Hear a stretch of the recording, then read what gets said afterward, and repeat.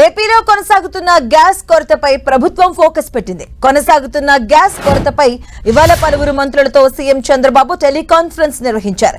Gas సరఫరా అంశంపై మంత్రులతో మాట్లాడిన సీఎం కేంద్రంతో సమన్వయం చేసుకుంటూ సమస్య లేకుండా చూడాలని సూచించారు. వాస్తవ పరిస్థితులకు అనుకూలంగా ప్రణాళిక రూపొందించాలని, ప్రజలు ఆందోళన చెందకుండా చూడాలని మంత్రులకు సూచించారు సీఎం చంద్రబాబు. మరోవైపు అటు కాసేపట్లో గ్యాస్ సరఫరా అంశంపై ఏర్పాటైన మంత్రుల సబ్ కమిటీ భేటీ కాబోతుంది.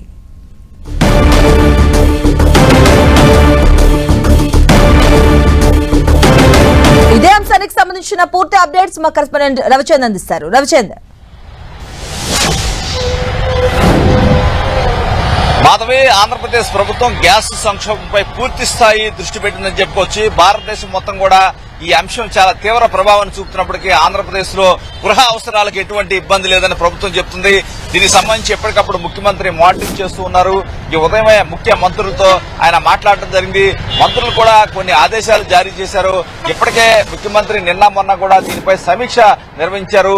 ఈ సంక్షోభం నేపథ్యంలో గ్యాస్ కు సంబంధించి, గృహ అవసరాలకు సంబంధించి ఎటువంటి ఇబ్బంది లేదని కూడా అధికారిక వర్గాలు అయితే చెప్తున్నాయి. అయితే దీనికి సంబంధించి ఏదైతే కేబినెట్ సబ్ కమిటీని ఏర్పాటు చేశారు, పయ్యావుల కేశవ్, అచ్చెన్నాయుడు, నాదెళ్ల మోహన్ ఆధ్వర్యంలో ఏదైతే ఒక సబ్ కమిటీని ఏర్పాటు చేశారు గ్యాస్ సంక్షోభంపై, దీనికి సంబంధించి వీరంతా కూడా సివిల్ సప్లైస్ భవన్లో మరి కాసేపట్లో భేటీ కాబోతున్నారు. ఇప్పటికే ఆయిల్ కంపెనీలకు సంబంధించి ఆంధ్రప్రదేశ్ ప్రతినిధులను కూడా పంపిస్తున్నారు. ఇక్కడ మనం చూస్తున్నాం, ఉన్నతాధికారులంతా కూడా సివిల్ సప్లైస్ భవన్ కి చేరుకుంటున్నారు.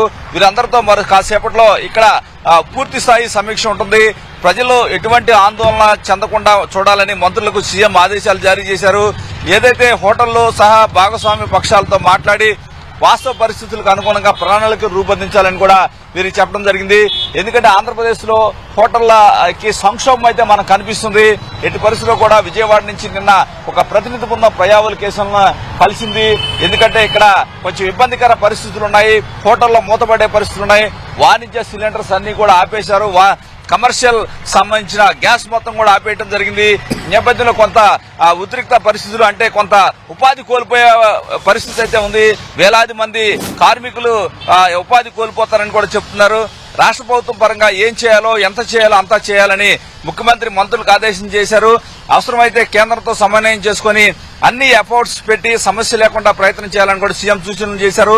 ముఖ్యంగా ఇక్కడ ప్రధానంగా హోటళ్ల ఇండస్ట్రీకి సంబంధించి కొంత ఇబ్బందికర పరిస్థితి ఉంది. వారిని ఏ విధంగా న్యాయం చేయాలి, ఎందుకంటే విదేశీ నుంచి కూడా కొంతమంది హోటల్స్ లో ఉంటారు, 5 స్టార్ హోటల్స్ లో. వారికి ఇబ్బంది లేకుండా చూడాల్సిన అవసరం ఉంది. ప్రత్యామ్నాయ ఏర్పాట్లు కూడా చేయాలని కూడా ముఖ్యమంత్రి ఆదేశాలు జారీ చేశారు. అదేవిధంగా ఇండక్షన్ ఏదైతే స్టవ్లు అందరూ కొంటున్నారు కరెంటు, దీనివల్ల పవర్ ఉత్పత్తిపై కూడా ప్రభావం పడుతుంది. దానికి తగ్గట్టు ప్రణాళికలు రూపొందించాలని ముఖ్యమంత్రి చెప్పడం జరిగింది.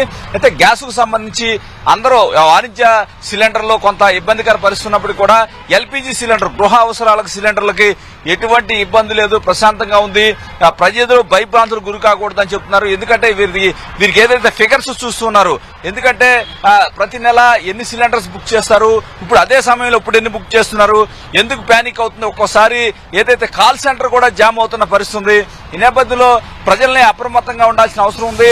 ఎవరూ ఆందోళన పడాల్సిన అవసరం లేదు. గృహ అవసరాలకి కొంత సమయం పెంచారు. ఎందుకంటే గ్రామీణ ప్రాంతాల్లో 45 రోజులు మినిమం ఏదైతే గ్యాస్ బుక్ చేసుకునే సమయాన్ని పెంచడం జరిగింది. పట్టణ ప్రాంతాల్లో 20 నుంచి 25 రోజులకు పెంచడం జరిగింది. ఈ నేపథ్యంలో గ్యాస్ బుక్ చేసిన తర్వాత 3వ రోజే గ్యాస్ వచ్చే విధంగా, 3 రోజుల నుంచి 5 రోజుల్లో గ్యాస్ వచ్చే విధంగా కూడా ఏర్పాట్లు అయితే చేస్తున్నారు. ఈ నేపథ్యంలో ఎవరు కూడా ప్యానిక్ అయ్యి వెంటనే బుక్ చేసే పరిస్థితి సరికాదంటున్నారు. ఇప్పటికే ఓటీపీ వస్తేనే గ్యాస్ ఇవ్వమని కూడా ప్రభుత్వం ఆదేశాలు జారీ చేసింది. ప్రతి జిల్లాలో ఏదైతే పౌర సరఫరాల అధికారులు నిఘా పెట్టాల్సిన అవసరం ఉంది. ఏదైతే బ్లాక్ మార్కెటింగ్ కూడా జరిగే అవకాశం ఉన్న నేపథ్యంలో అందరూ కూడా అప్రమత్తంగా ఉండాలని చెప్తున్నారు. మరి కాసేపట్లో అచ్చెన్నాయుడు, నాదెళ్ల మనోహర్, పయ్యావుల కేశవ్ ఈ ముగ్గురు కూడా పౌర సరఫరాల శాఖ అధికారులతో, గ్యాస్ కంపెనీలకు సంబంధించిన అధికారులతో ఉన్నత స్థాయి సమీక్ష ఇక్కడ ఈ సివిల్ సప్లైస్ భవన్ లో నిర్వహించబోతున్నారు. ఆ తర్వాత లేటెస్ట్ అప్డేట్ మీడియాకి వివరించబోతున్నారు. Right, thank you Ravichand.